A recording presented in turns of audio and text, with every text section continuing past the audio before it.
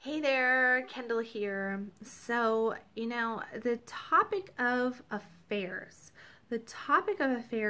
tends to come up a lot in my practice. And, it really is, I could go 50 million different directions on this, but this particular video is really going to give you a brief explanation as to why people cheat. So, why do we suffer from the horrible issue of cheating, of infidelity? And I'm not going to take a religious path here. I'm not going to tell you that you're sinning. I'm not going to tell you that you're damned and going to hell. But what I am going to tell you is that if you're cheating, then you can recover from it. And there are reasons why people cheat. So if you are in a relationship and your partner has cheated on you, then know that there are typically just a few reasons as to why infidelity happens.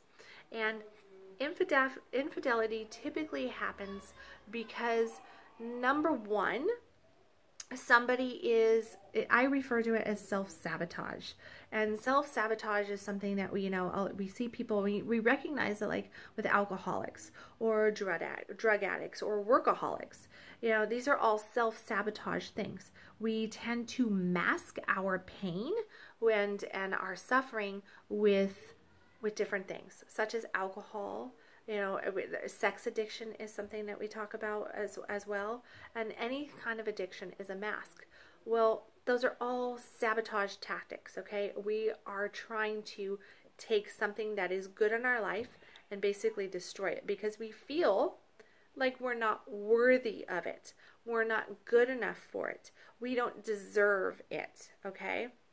So we self-sabotage and we do something that is going to potentially ruin what is good. So it is destroying. And it is a subconscious thing that we do when we're really low down. So if your partner has had an affair, look at what has been going on in their life. Are they really happy? Are they happy at work? Are they stressed out about work, relationship, money, health, family stuff, overly committed?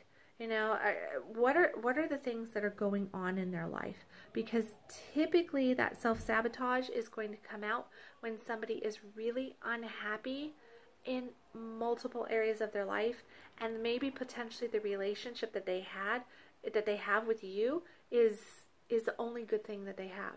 So because they feel like they are really not doing good anywhere else in their life, they feel like, I don't deserve this person either.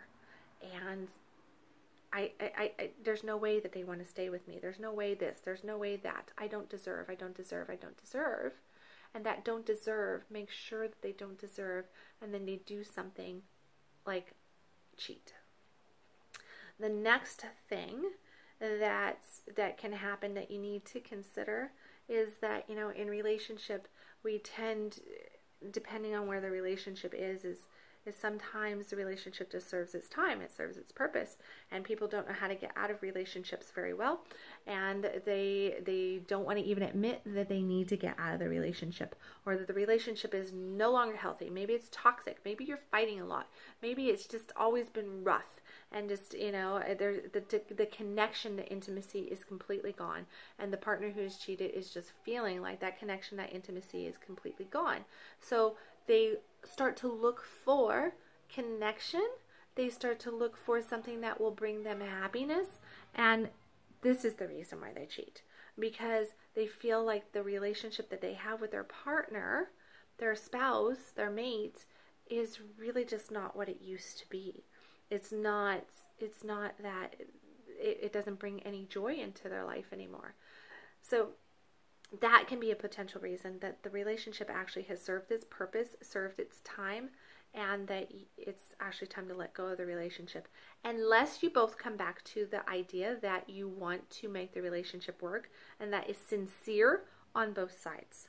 If you sincerely want to make the relationship work, and it is both sides of the fence that want to make this happen, because it's going to require both sides to do a lot of work and a lot of forgiveness for themselves and for each other, then absolutely. Because you know what?